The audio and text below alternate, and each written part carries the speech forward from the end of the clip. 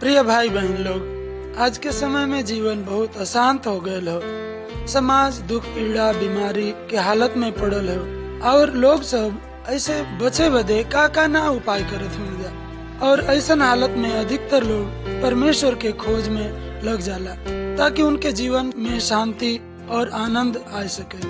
लेकिन जब आदमी को आपन उपाय कोनो काम ना करेला और वैसे कोनो लाभ ना मिलेला तो लोग उदास हो जाला और निराश हो जाला। हम सब जानेला कि परमेश्वर एक पवित्र परमेश्वर हूँ और वो हमन के प्रेम करे न, सब मनुष्य के बहुत प्रेम करे न। तब आवल जाए आज यही एक सच्चा परमेश्वर के विषय में कुछ महत्वपूर्ण बात सुनी। ये बात सच हुए कि हम सब परमेश्वर से बहुत दूर हो गए ले जा, लेकिन परमेश्वर चाहत हो कि हम से मिलें। और आज के कार्यक्रम जवन हम सुने जाते जा ऐसे आपके और जानकारी मिल जाये कि कैसे हम परमेश्वर से मिल सकीला जा और अपने जीवन में सुख शांति आनंद पाई। तो आवल जाए हम कुछ समय ऐसे कार्यक्रम के सुन के आनंद उठाई जा और परमेश्वर के नजदीकी का अपने जीवन में एहसास करी जा।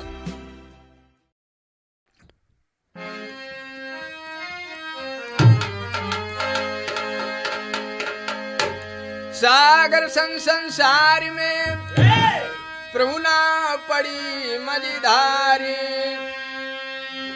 जीवन के नैया के हे प्रभु प्रभु आप ही खेवन हारी। बाह पकड़ में बार लीजिए प्रभु परमेश्वरी सरकारे।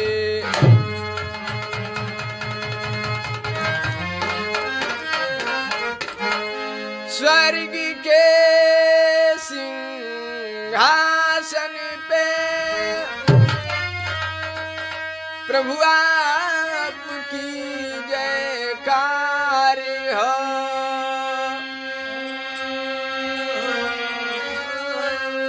शरीर आत्मा अर्पित करूं, स्वीकार हो स्वीकार हो।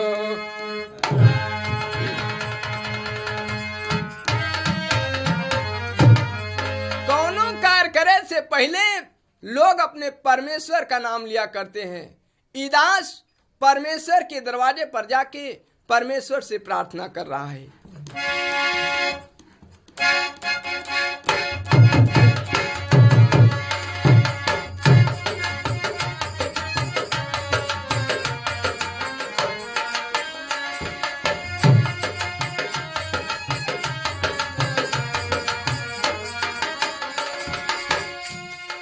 प्रभु जी का महिमा अपार,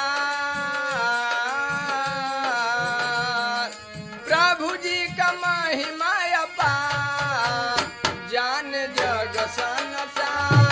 प्रभु जी का महिमा अपार, जान जग संसार। प्रभु जी का महिमा अपार, जान जग संसार। धरती का सृष्टि तुकाइला, मटिया से राची राची मानव के बनावाला।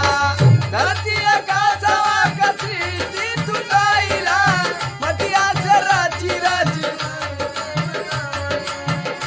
प्रभु महिमा बतोहरो अपार, जान जग संसार। ओ महिमा बतोहरो अपार, जान प्रभु महिमा बतोहरो अपार, जान स्वर्ग बा सिंहासन तोहरो धरती पर प्यारिया, पपियन के पपवा के काटला रसरिया। स्वर्ग बा सिंहासन तोहरो धरती पर प्यारिया, पपियन के पपवा के काटला। प्रभु ले करके मानो अवतार, जान जग संसार। हो ले करके मानो अवतार, जान प्रभु ले करके मानो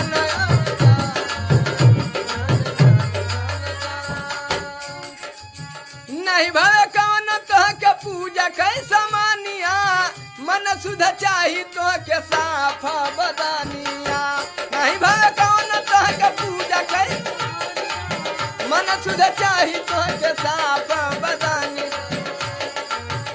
प्रभु खोल दहनी दिल के दुआ जान जग सनसा ओ खोल दहनी दिल के दुआ जान जग सनसा प्रभु खोल दहनी दिल के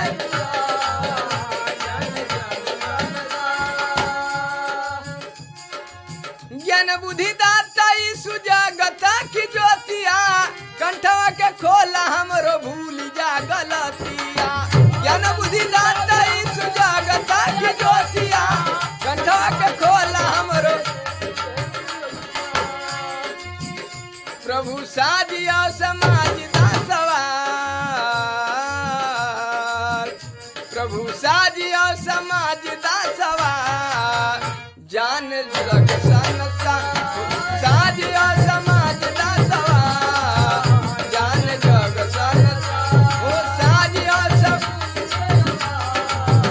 जान जग सनसा। आखिरी लाइन में दास परमेश्वर से कहता है असर लगा के सेवक जो हले डगारिया कबई बाई सुकर के बादल की सवारिया असर लगा के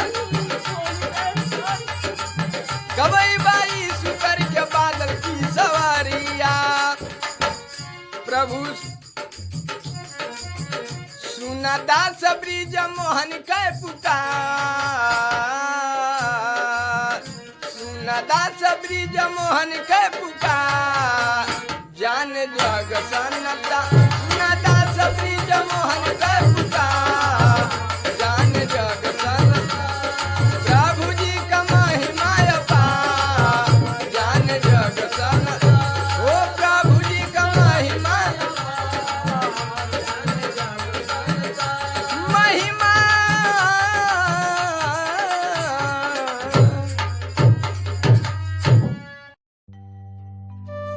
जब हमन अपन आँख खोलीला तो ये सृष्टि के देखल जाला तो ये समझ में आवाला कि इन सब सारी चीजन का सृष्टि करे वाला क्यों न क्यों जरूर हुई। ये बात सत्य हो कि ये सब का सृष्टि करे वाला खाली एक व्यक्ति है, वो है परमेश्वर। अब आवा हमन कुछ और बात भी देखल जा। बहुत समय पहले के बात हो कि जब ये धरती पर पहाड़ पेड़ पौधा जानवर नदी नाला कुछ भी नहीं रहल, लेकिन परमेश्वर सब चीजन के अपने इच्छा के अनुसार बनौल और वो कहल उनके आज्ञा देना सब कुछ उनके आज्ञा से बन गल। यहाँ तक कि प्रकाश और अंधियारा जल झील वगैरह सब बन गल और सूखी भूमि पर जगह जगह अच्छा अच्छा पेड़ पौधा भी उग गईल। यही रीत से परमेश्वर ये दुनिया के शुरुआत कैल। तब वो कहल कि हरा हरा पेड़ पौधा उग जाए और फलदार वृक्ष उग जाए, टमाटर उग जाए, खीरा उग जाए, खाए वाला पौधा उग जाए। ये सब सारी चीजन के अपने मुंह से बोल करके बनौना और साथ ही साथ परमेश्वर पक्षी के भी जानवर के भी और सब कुछ जो हम अपने आँख से देखा था वो सब सारी चीजन का यही रीत से सृष्टि कैल। ये बात सत्य हो और माने वाली भी बात हो कि ये सब सारी चीजन का सृष्टि करता खाली परमेश्वर हुए।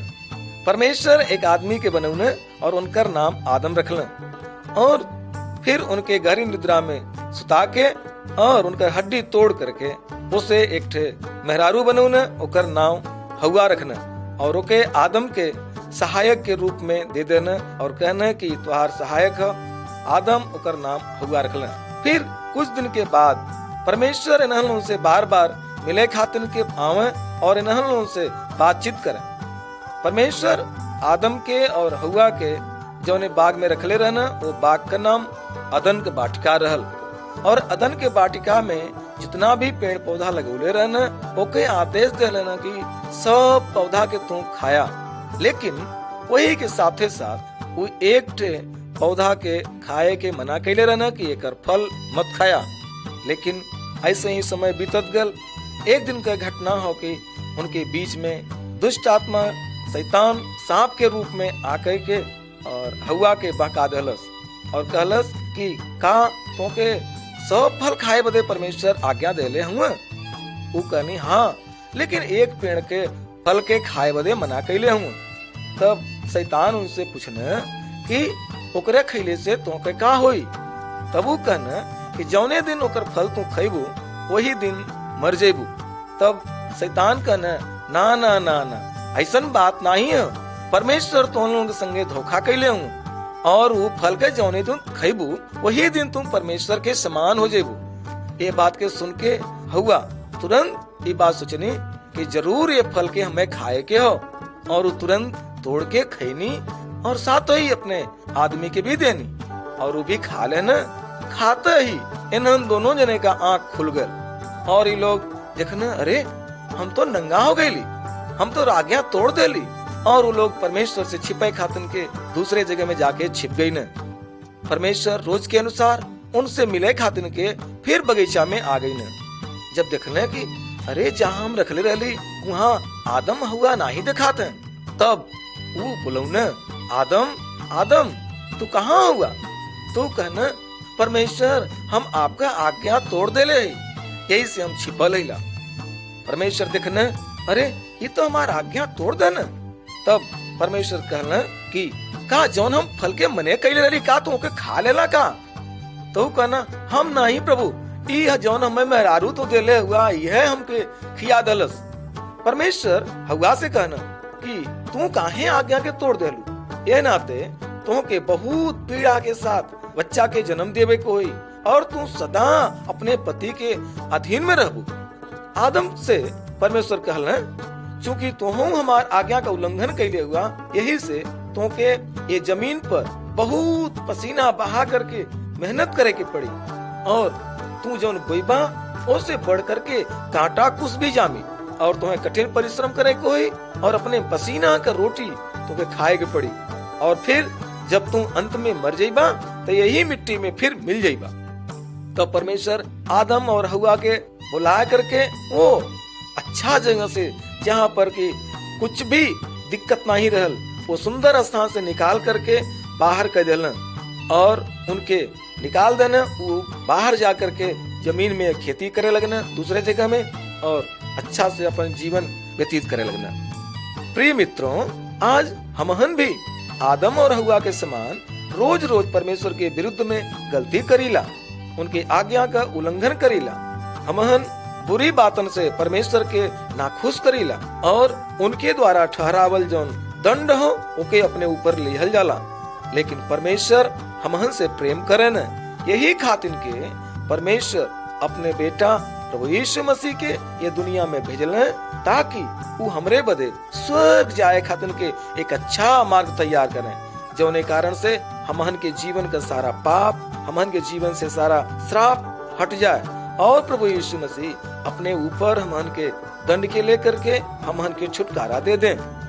यीशु मसीह हमरे बदले अपन जीवन देना और मर गई न, और फिर 3 दिन के बाद जिंदा हो गई न, और हमहन के सारे पापन से छुटकारा दे देना, ताकि हमहन के ओकरे बदे कुछ न करे के ओकर। यदि हमन प्रभु यीशु मसीह के ऊपर भरोसा कैल जाई तब परमेश्वर हमन के अपने राज्य में ग्रहण करी है, और हमहन परमेश्वर से आमने सामने बात करल जाई।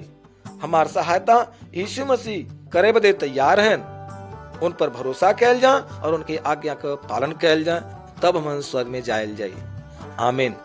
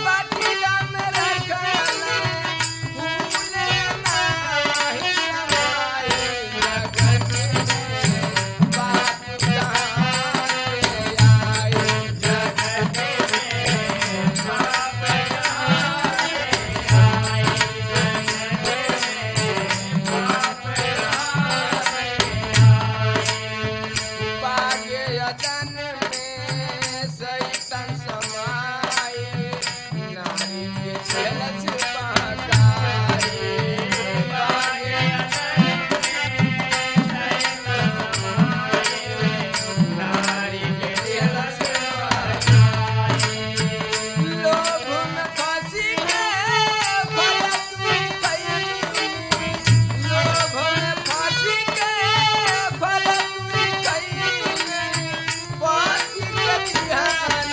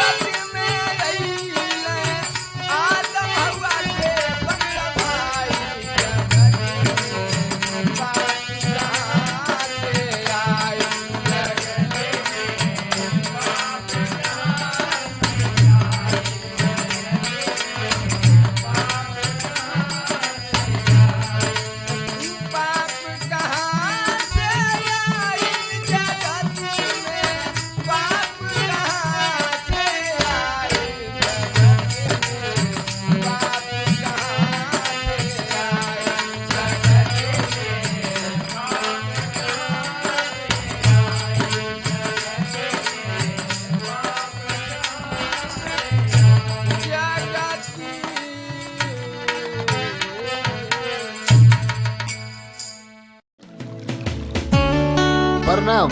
हम तू लोगन से एक ठे सवाल पूछल चाहत हई। का तू लोग हमके बता सकेला कि पाप का है? पाप ऊ हो जब हमन परमेश्वर के आज्ञाकारी ना रही, उनके बात के मानित नहीं, और जब हमन परमेश्वर के वचन के तोड़ के परमेश्वर के नाराज करेला। परमेश्वर ऐसन करे से हमहन के काहे मना कैले हुआ? ए बदे कि परमेश्वर ई बात जाने न कि परमेश्वर का आज्ञा ना माने से हमन के कुल हंसी खुशी खत्म हो जाए। परमेश्वर की ये बात मालूम हो कि हमन के शरीर में पाप हो, जौन की सबसे ज्यादा घिनहा चीज है। हमन जितना खराब काम करीला वो कुल काम यही पाप के कारण होला, जौन की हमन के भीतर हो। यह पाप हमन के मन और विचार के परमेश्वर के वचन माने से रोकेला। परमेश्वर के वचन बतावेला कि जब मनुष्य बाहरी पाप करे से खुद के रोकेला, तब हमन अपने अंदरूनी पाप के देख सकीला। परमेश्वर हमन से बहुत प्रेम करे न, और वो चाहत हो कि हमन सुख पूर्वक अपन जिंदगी बिताई। लेकिन शायद हमन के ये बात पता ना हो कि हमन उनके लइका मतीन है और हमन के बुद्धि वो छोट लइका के बुद्धि मतीन हो जौन की फायदा और नुकसान के बारे में तनिको ना जानत। पाप हमन के दिलवा में से चैन छीन लेला और पाप दूसरों के दुख पहुँचावला। एकरे अलावा पाप आदमी के तबाह और बर्बादो कह के रख देला। ऐसन ढेरे रास्ता हो जेकरे कारण हमन बाहरी पाप कह बैठिला। ऐसन मारे उदाहरण देवल जा सकेला जौन की बाहरी पाप के नाम से जानल जाला, जैसे हमहन झूठ बोलीला या चोरी वाला कोनो काम करीला, केहू के दिल में चोट पहुँचाइला या कोनो भी ऐसन गलत काम, तो व्यभिचार भी एकरे दायरे में आवाला। एकरे अलावा लड़ाई झगड़ा करे वाला काम, एक दूसरे से घृणा करे वाला काम, ऐसन बहुत सारा पाप हो जौन बाहरी पाप के नाम से जानल जाला। ऐसन बहुत बुराई हो जौन की मनुष्य अपने स्वाभाविक पाप के कारण करेला, जौन की आदमी के भीतर भरल हो। ऐसा ही एक ठे और हो जेकरे बारे में हम तुन्हन लोगन के बतावल चाहत हई। वो का हो? ये बात के जानब बहुत जरूरी हो कि ई सबसे बड़ा पाप हो जवन सब परमेश्वर के अलावा दूसरे देवी देवता का पूजा अर्चना करेला। एकरे अलावा कुछ जने भूत प्रेत का पूजा पाठ करे न और बलिदानो चढ़ावे न, ई कुल सबसे बड़ा पाप मानल जाला। परमेश्वर कहे न कि जे ऐसन कर्म करेला वो बहुत बड़ा पापी हो और ऐसन लोगन से परमेश्वर घृणा करे न और ऐसन हर एक इंसान के परमेश्वर दंड दे। ये बात निश्चित हो कि कुछ ऐसनो आदमी हो जौन पूजा पाठ तो ना करते लेकिन आत्मा के भेंट चढ़ावे न, यह बदे करे न कि वो आत्मा से डरे न। का ई पाप हो? हाँ बिल्कुल, परमेश्वर का वचन हमन के खाली परमेश्वर पर विश्वास करे के चाहिए, ये बात समझावे न। वह हमन का रक्षा रखवाली करे न। अगर हमन प्रभु पर विश्वास करब तो ये बात ठीक बा, लेकिन आत्मा से डर कर जब हम सब बलि चढ़ाईला तो हमन आत्मा के प्रसन्न करके ओकरे आवे बदे दरवाजा खोलीला और वही बखत वो आत्मा आए के हमन के अपन गुलाम बना लेला और ऐसन भइले पर हमन परमेश्वर के मार्ग से भटक जाइला, जौन की परमेश्वर के विरोध में बहुत घृणित पाप होला और वो पाप हमन के नरक में ले जाए बदे रास्ता तैयार कर देला। एक खातिर हमन के आत्मा का पूजा पाठ नहीं करे के चाहिए। अगर हमन आत्मा के खुश ना करित और ओकर पूजा पाठ ना करित, ए बदे कि परमेश्वर हमन के आज्ञा देले हुआ कि हमन के ऐसन आत्मा से दूर रहे के चाहिए। परमेश्वर हमन के ऐसन आज्ञा यह बदे देले हुआ कि ऐसन आत्मा दगाबाज होला और वो धोखा देवे के काम कराला। साथ साथ में ये आत्मा हर खराब काम के अच्छा बतावला। ये बदे हमन के खाली परमेश्वर के वचन और आज्ञा का पालन करे के चाहिए और वह आज्ञा पर चले के चाहिए। कबो कबो हमन ई सोचिला कि हमन तो खाली अपने संगी साथी के साथ घूमे फिरे जाते और ये काम कोनो पाप ना हो। सतर्क हो जा और सुना कि ऐसन काम के बदे परमेश्वर के वचन का बात बतावत हो। पवित्र वचन बतावत हो कि वह जगह मत जा जहाँ बेमतलब का शैतान का पूजा अर्चना कयल जाला। तू लोगन के ई बात गांठ बांध लेवे के चाहिए कि जितना दुष्ट आत्मा हमन कुल का कुल धोखा देवे वाला हो और हमन के अंधियारे के सड़क पर चलावल चाहला।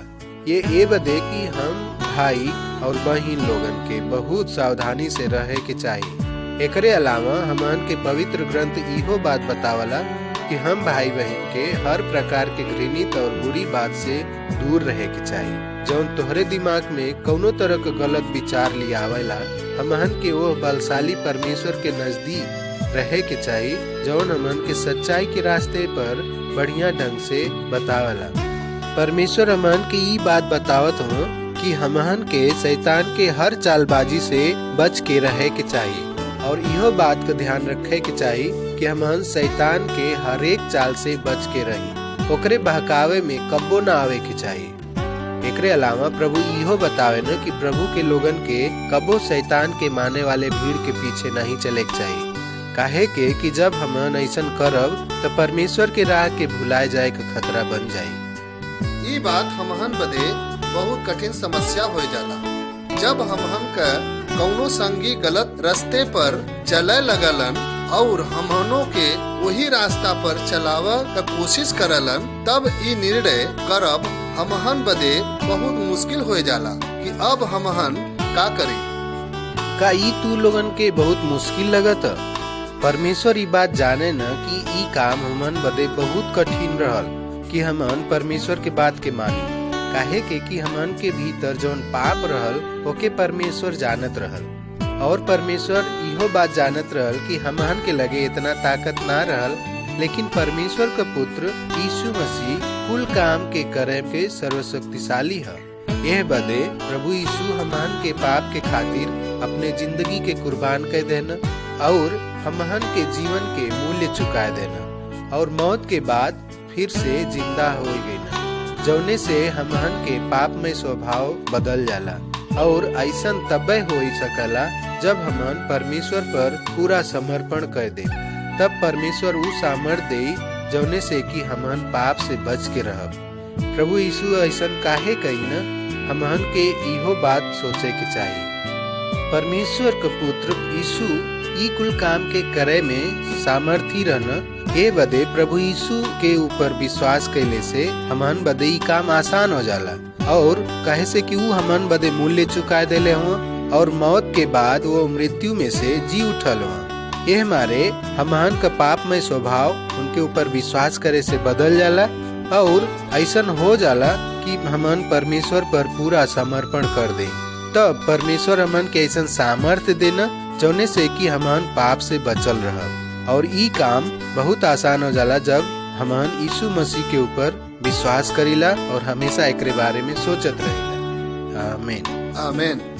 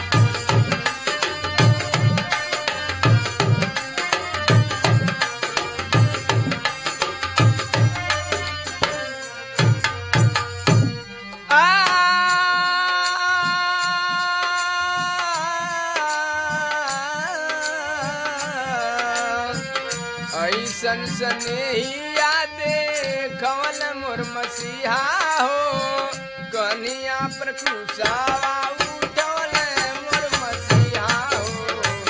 ऐसन सनेहिया देखवल मोर मसीहा हो, कन्हिया पर क्रूसावा उठवल मोर मसीहा हो। ऐसन सनेहिया देखवल मोर मसीहा हो, कन्हिया पे क्रूसावा उठवल मोर मसीहा हो।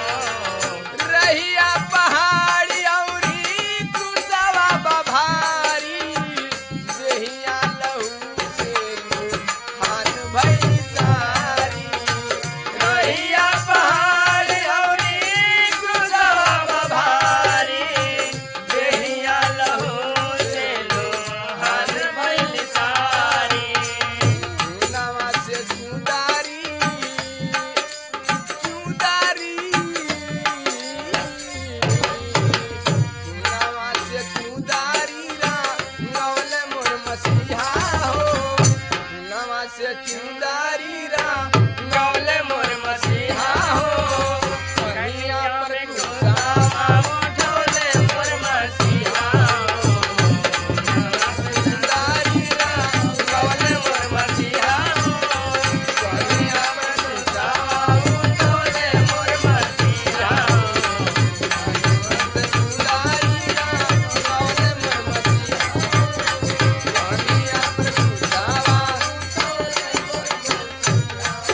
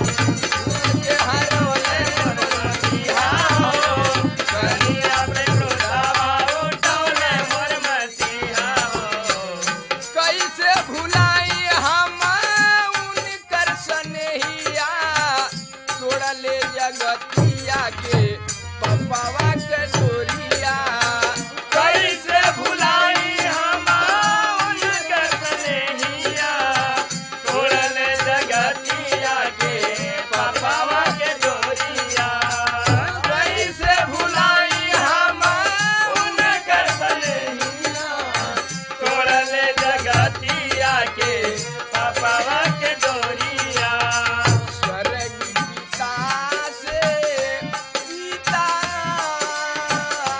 से स्वर्ग गीता से मिलौल मोर मसीहा हो कन्हैया पर क्रोधावा उठौले मोर मसीहा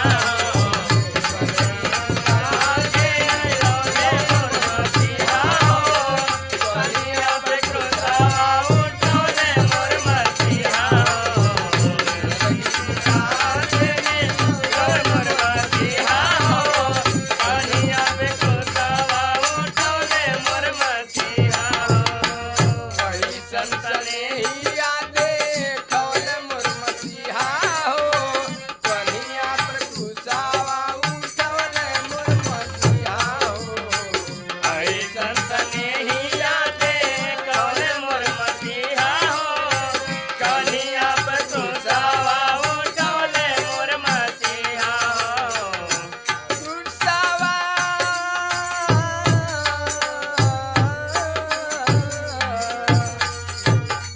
हालेलुया।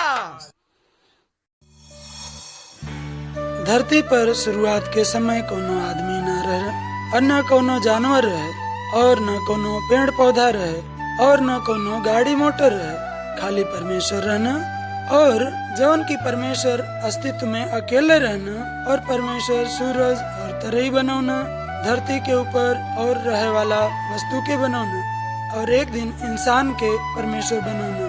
कुल चीज बनौले के बाद परमेश्वर एक ठे आदमी और औरत के बनौना और ओके नाम बारी बारी से आदम और हवा रखना। ये दोनों स्वभाव से बहुत बढ़िया रहना, ये दोनों परमेश्वर के बहुत प्यार दुलार करत रहना, परमेश्वर उनके बहुत प्रेम करत रहना। परमेश्वर आदम हवा से कहना कि तुनहन हमारे आज्ञा का पालन करिया, नहीं तो तू लोग मर जाएगा। एक दिन शैतान उन्हन के लगे आयल और जवन की बुराई का राजा कहल जाला वो उन्हन लोगन से झूठ बोलवलस और परमेश्वर के आज्ञा का उल्लंघन करवावल चाहत रहल। यही बदे वो परमेश्वर से नफरत करेला और आदम हुआ जब शैतान के बात के मान के परमेश्वर का आज्ञा का उल्लंघन कर देना, अब परमेश्वर के प्रिय ना रह गए ना और का भैल की वो लोग परमेश्वर से जाके झाड़ी में छिप गए ना। और प्रभु जी जब उनके बोलो ना ये लोग ना आ सकना, काहे से कि परमेश्वर का आज्ञा का उल्लंघन कर देना। प्रभु जी बोले रहना कि हमरे आज्ञा का पालन करबा तो तू लोगन जीवित रहबा, लेकिन अगर आज्ञा का उल्लंघन कर देबा तो मर जेबा। यही के कारण ये लोग डर गए ना, डर के मारे वो लोग छिप गए ना और प्रभु जी का दंड का भागीदार बन गए ना। और प्रभु उनके अंत में दंड देना, आदम के बोलना प्रभु जी कि तू परिश्रम करवा और परिश्रम के द्वारा जौन पसीना बही होकर रोटी तू खइबा। और हवा के बोलना कि तू कष्ट के साथ बच्चा के जन्म देवू। और शैतान जो सांप के रूप में आल रहल ओके बोलना प्रभु जी कि तू पेट के बल चलबा और मिट्टी के चाटत रहबा और एक दिन यही का संतान तोरे सिर के कुचली। यही से हम देखा थी कि वो दिन से लेकर के आज तक पूरा दुनिया में श्राप, बीमारी और मृत्यु के रूप में पूरे संसार में छाया कैले है। और परमेश्वर लोगन से बहुत प्रेम करना और प्रभु आदमी के सजा से छुटकारा देवे के बदे एक रास्ता निकलना। और देखना कि ये आदमी और सजा के भोगे के योग्य नहीं है, बहुत कमजोर आदमी। ऐसे प्रभु जी एक रास्ता निकलना, अपने एकलौता बेटा प्रभु यीशु के ये पृथ्वी पर भेजना और प्रभु यीशु हमन सब कर पाप का सजा अपने ऊपर उठा लेना और हमन के खातिर आदम हवा के कैल गए पाप दंड अपने ऊपर उठा लेना।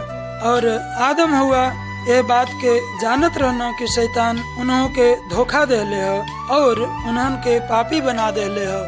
और यही आज्ञा के उल्लंघन से पाप ये धरती पर आयल और उनका बेटा बेटी सब लोग पाप का गुलाम बन गल। और जितना लोग ये धरती पर पैदा भले के बाद सब लोग पाप में पैदा भल जन्म लेलस ई बात जानत रहना कि वो अपने बेटा यीशु मसीह के ज्यादा दिन बदे धरती पर ना भेजले हूँ। और सबसे कहना कि प्रभु यीशु शांति पावे के लिए यह एक रास्ता हूँ। और अगर सब लोग परमेश्वर के आज्ञा का पालन करी हैं तो परमेश्वर उन्हें लोगन के लिए शांति का मेमना जो बलिदान के रूप में प्रभु यीशु के रूप में आयल हुआ उन्हें लोगन के लिए खून बही हैं। परमेश्वर कहना कि तुहें एक मेमना लेवे के पड़ी और ओके बलिदान करे के पड़ी। इत परमेश्वर के प्रेम के दिखावे का एक तरीका है कि परमेश्वर अपने बेटा प्रभु यीशु के इस संसार में यही बदे भेजना। परमेश्वर जब भेड़ के खून के देखा न तो ये अपने वायदा के याद करना और सबके साथ जो उन पाप के बदले में प्रभु यीशु मसीह के भेज देना जे उनके बलिदान पर भरोसा करी उस शांति के साथ जीवन बिताई। बहुत साल के बाद परमेश्वर अपने बेटा के धरती पर भेजना जवन एक छोटा बच्चा के मतीन जन्म लेना और आदमी मतीन बढ़त चल गई न जे कि पहले ही से ईश्वर के अवतार रहना और उनकर नाम प्रभु यीशु मसीह रहे। और प्रभु यीशु कोनो पाप ना कैले रहना, यही कारण दुष्ट लोग उनके मार देना और यही विधि से अपने जान के हर आदमी के पाप से छुटकारा बदे दे देना, काहे से कि वो असली परमेश्वर रहना और उनके जीवन उनके द्वारा मिल गई और उनके परमेश्वर के लगे चल गए न।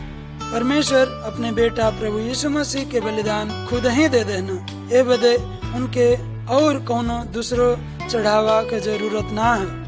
और तू लोगन के केवल प्रभु यीशु मसीह पर अपन विश्वास कैले का जरूरत है और बदले में हमन के अपने शांति के लिए विश्वास कैले से हर तरह का पाप क्षमा हो जाये। और कई लोग जी कुल बात के ना जानत है वो और एके बदले देवे के तैयारी में हुई हैं, कई तरीके का काम करत हुई हैं, कुछ पैसा कौड़ी खर्चा करे के केहू तो यही के बदले में तैयारी करत हुई है कि कई तरह का अच्छा काम करी और केहू पैसा कौड़ी खर्च करत हुई, कई जने तो अपन खून बहावे के लिए भी तैयार हुई हैं और बढ़िया काम करे के लिए केहू के पाप के पश्चाताप में ई विधि ना हो, केहू के ई तरीका के प्रभु ग्रहण ना करिए। काहे से कि परमेश्वर कहले हुआ कि सब पाप कैले है और सब पापी है। एक तरीका है परमेश्वर के शांति पहले के पवित्र और सामर्थी खून पर जे विश्वास करी, प्रभु यीशु के नाम पर जे आदमी विश्वास करी पूरा न्याय पाई और अपने पाप से क्षमा पा के मुक्त हो जाई। और ये मात्र एक तरीका है परमेश्वर से शांति पावे का और लोगन ये शांति अजुए पाए सकला और ये काम के बदे अपने दिल से परमेश्वर से बातचीत करा और अपने पाप के क्षमा मांगा और अपने पाप के साफ स्पष्ट रूप में प्रभु से बता दा। परमेश्वर ये बात साफ कहले हुआ कि जे के हमरे लगे आई हम उनके पास रखब और उनके कबो ना निकालब। आमीन।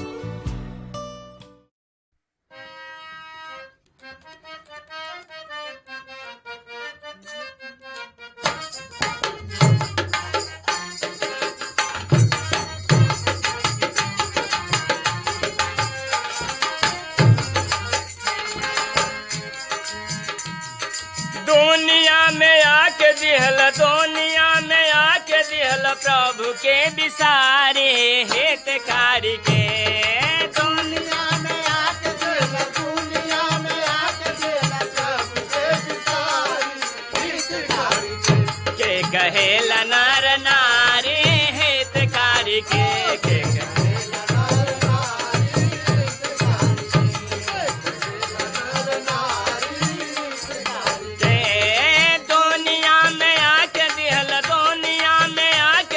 प्रभु के बिसारे हितकार के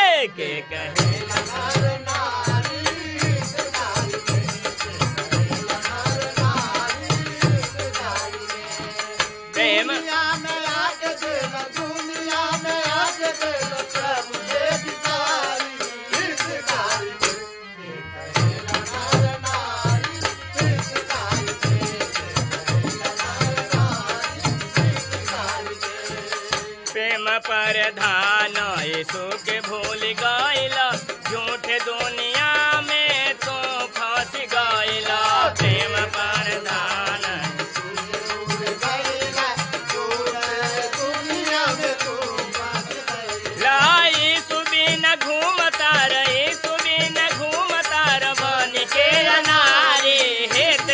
हितकारी के कहेला नर नारी हितकारी के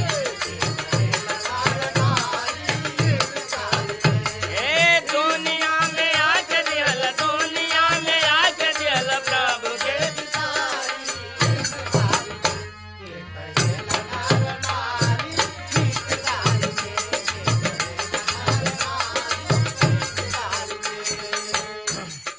जागो जार सोवे वालो प्रभु बुलाता है जीवन की नैया को ही पार लगाता है जागो जार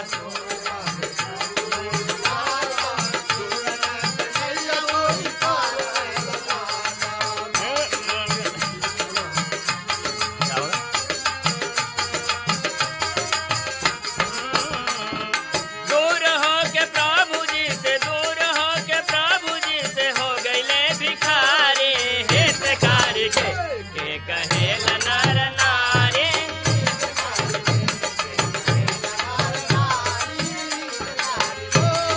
दुनिया में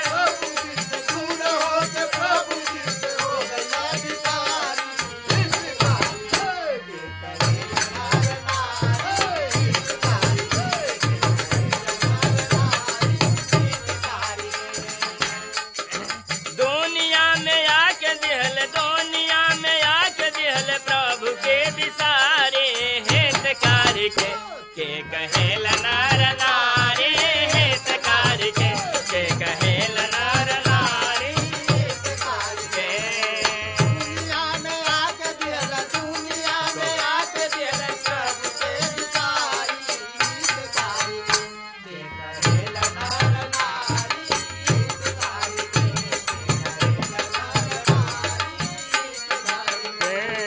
स्वर्ग के सुख छोड़ दुनिया में आइलन हम पापिन के आके बचावला स्वर्ग के सुख छोड़ दुनिया में आइलन हम पापिन के आके बचावला केहू मार था परा केहू मार था परा केहू दे तगारे हितकारी के कहेला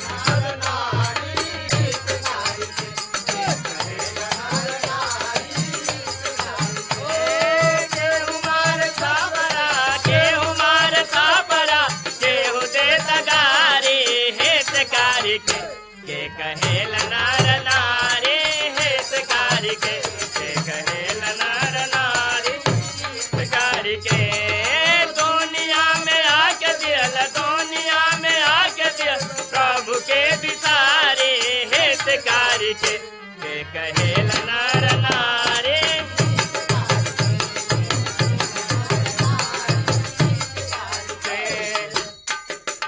अनमोल हो दे तो हम हन के धोवला वचन के विजय तो हृदय में बोवला अनमोल हो दे तो हम हन के धोवला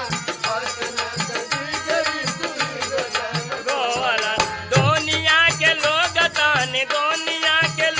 तानी मन में विचारे हितकारी के कहेला नर नारी हितकारी के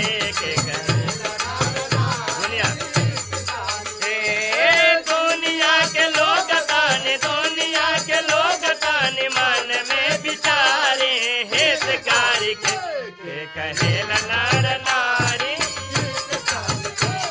कहेला नर नारी दुनिया में आके दिहल दुनिया में आके दिहल प्रभु के बिसारे हितकारी के कहेला नर नारी कहेला नर नारी हितकारी के कहेला नर नारी हितकारी के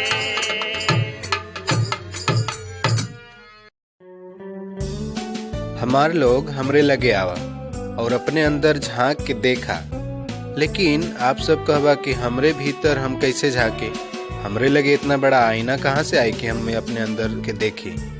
लेकिन आप हमरे लगे आवा, हमरे पास एक ऐसा आईना है जौन हम आपके दिखाई और उनमें आप अपने आप के देख सकेला। हाँ तो तू ऐसा सही सोचत हुआ कि ऐसा आईना ना है और हमरहू लगे कोनो ऐसा शीशा ना है जौने में हम तोहार नख सीख दिखाए सकी। लेकिन हमरे लगे एक ठे ऐसा शीशा हो कि तो हमरे लगे आवा और देखा।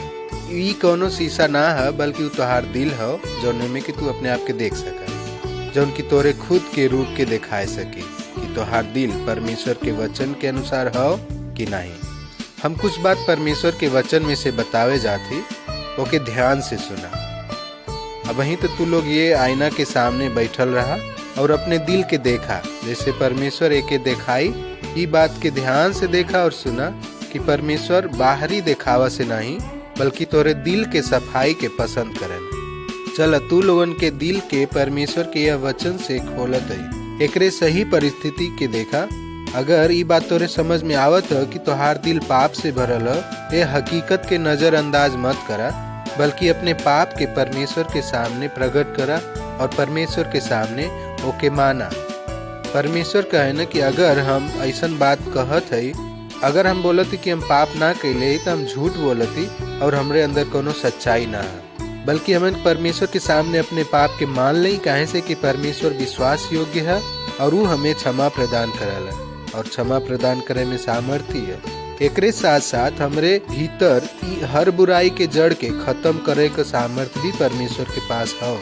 अगर हमन ई बात बोलती कि हमन कोनो पाप ना कैले, कोनो बुराई ना है, तो हमन परमेश्वर से झूठ बोलती और कोनो भी सच्चाई हमन के दिल में ना है।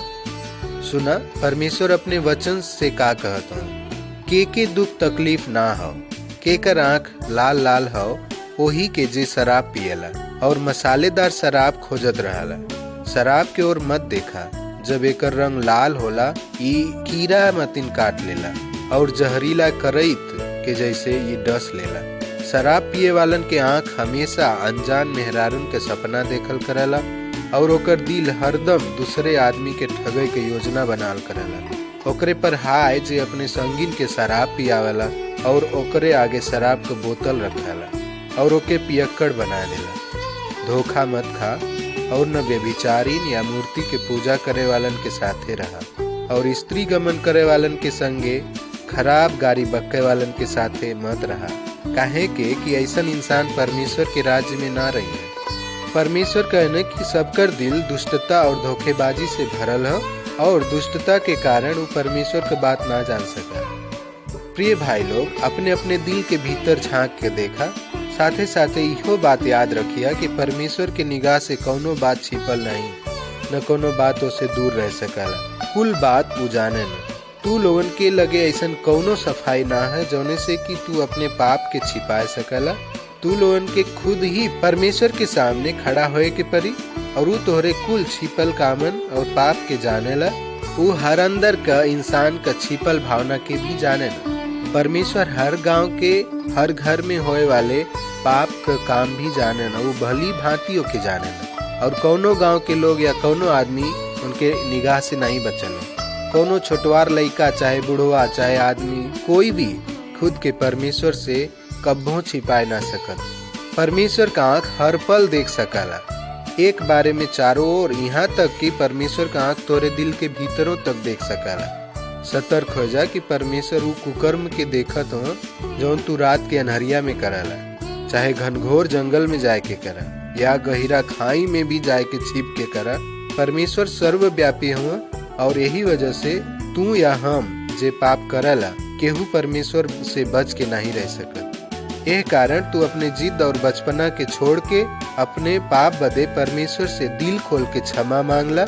वो तोरे हरेक पाप के क्षमा कह दिया और तोरे दिल के प्रभु यीशु मसीह के अनमोल लहू से धोए के साफ सुथरा कह दिया। प्रभु यीशु के दिल से तू पुकार के स्वीकार कर और तू जवन कहल चाहत हुआ परमेश्वर ओकर उत्तर तोहरा के जरूर दी है, काहे से वो प्रेमी परमेश्वर।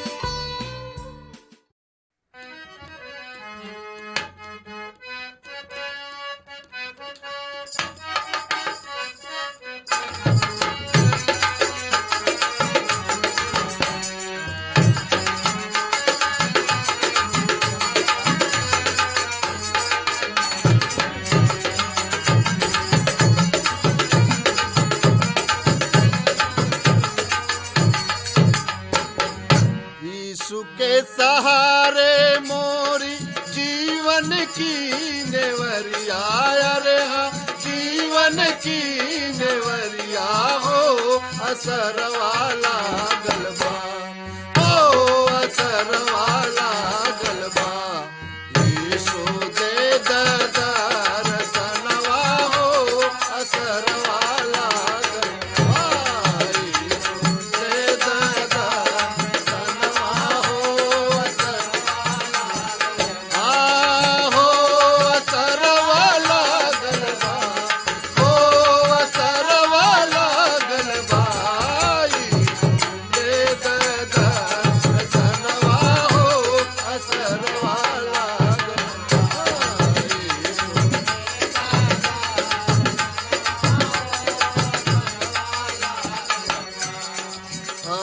नरने के आँख देहला को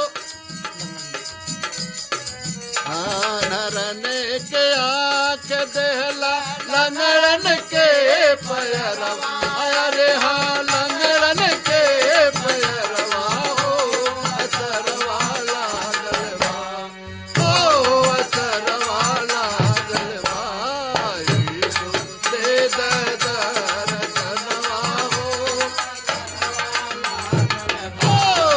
यीशु दे दर्शनवा हो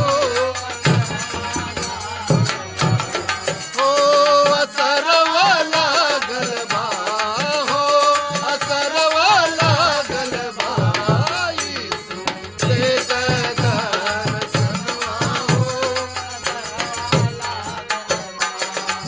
यीशु दे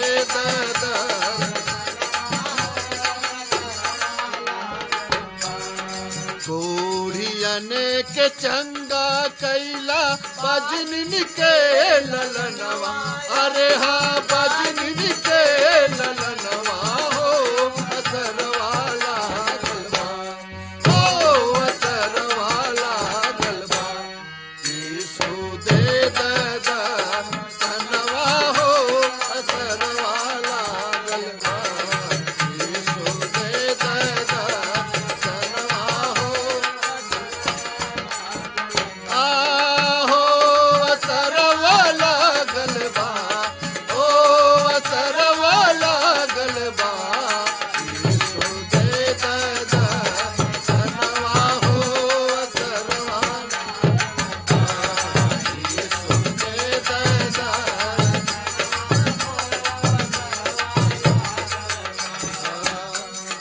चरनी में जानम लिहल क्रूस पदला परनवा अरे हाँ क्रूस पदला परनवा ओ असरवाला गलबा ओ असरवाला गलबा यीशु दे दर्शनवा हो असरवाला गलबा यीशु दे दर्शनवा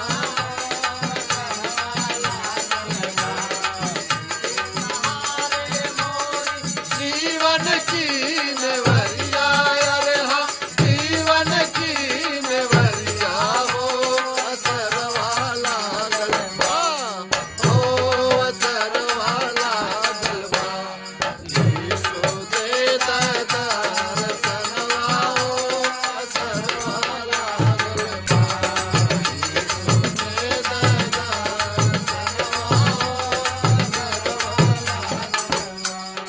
हो असरवाला गलबा हो असरवाला गलबा यीशु दे दर्शनवा हो दे दर्शनवा हो असरवाला गलबा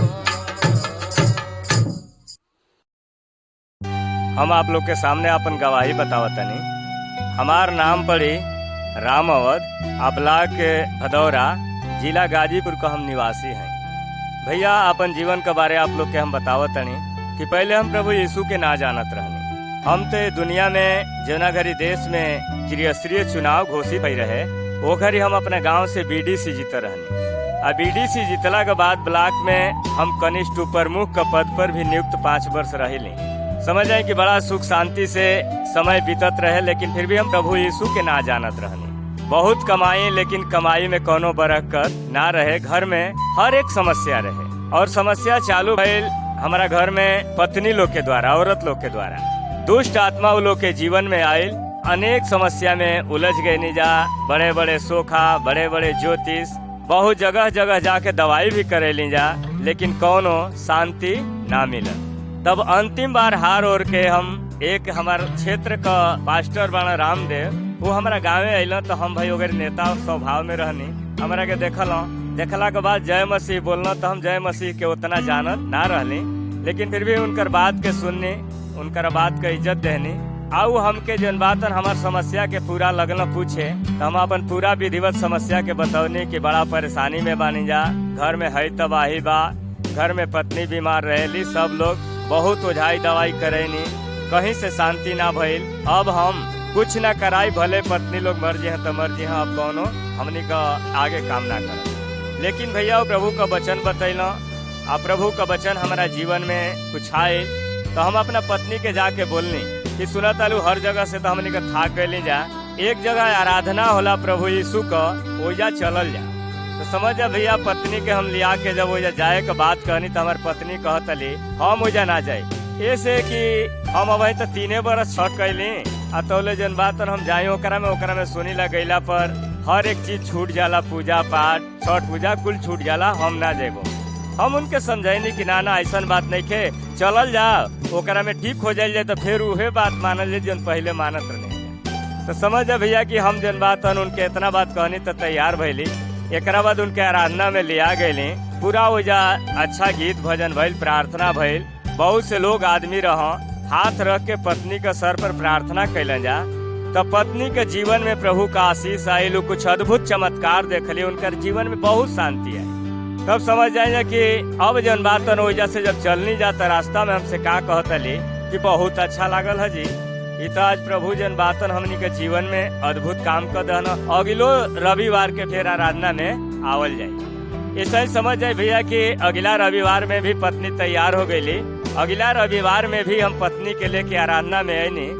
यही तरह चौथा रविवार के जब हवाईनी अला के बाद इनके प्रभु का पवित्र आत्मा इतना छुअलस, इतना जीवन में आशीष आयल कि उनका जीवन में एकदम प्रभु का अनुग्रह से भर गया। एक बाद भैया जब घरे हमारा औरत गईली, तो समझे कि घर में जौन पूर्वज का देवी दुर्गा का मंदिर रहे, वो खुरपा उठा के कोड़ के ले जाके नदी में फेंक दे।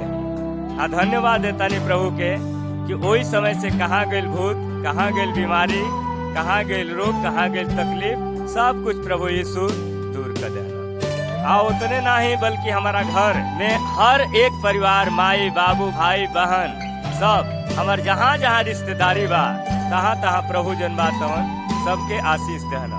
काहे से कि हम क्षेत्रीय नेता रहनी, या नेता का चलते हर जगह जहाँ जाए तहाँ आदमी कह कि जब ही प्रभु के ग्रहण कैला तो सब लोग प्रभु के ग्रहण करके सब प्रभु में आनंदित जना। ये बा हमारे गवाही भैया, और प्रभु का महिमा हो, और प्रभु का धन्यवाद हो कि प्रभु ने हम लोगों को बचा लिया। हालेलुया।